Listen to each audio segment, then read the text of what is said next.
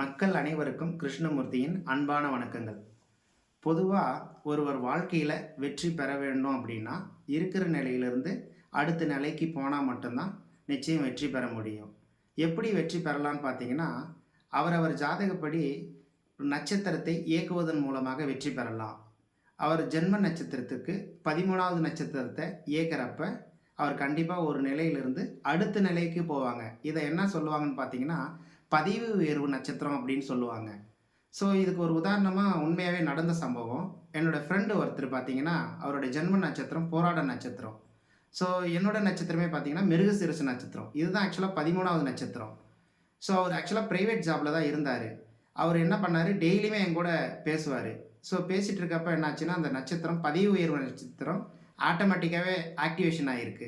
அவர் வந்து கூடிய விரைவில் என்ன ஆகிட்டாருன்னு கேட்டிங்கன்னா, அரசு உத்தியோகம் கிடைச்சி அடுத்த நிலைக்கு போயிருக்காரு.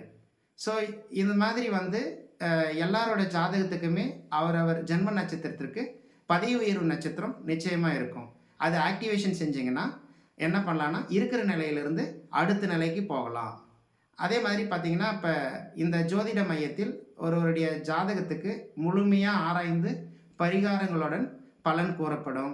அதே மாதிரி வாஸ்து, மருத்துவ ஜோதிடம், அப்புறம் பெயரியல் ஜோதிடம், இந்த மாதிரி விஷயங்களும் செய்து தரப்படும். மேலும் தகவல்களுக்கு திரையில் தெரியக்கூடிய எண்ணுக்கு காண்டாக்ட் பண்ணுங்கள். ஆன்லைன் புக்கிங் ஓப்பனில் இருக்குது. நன்றி, வணக்கம், வாழ்க வளமுடன்.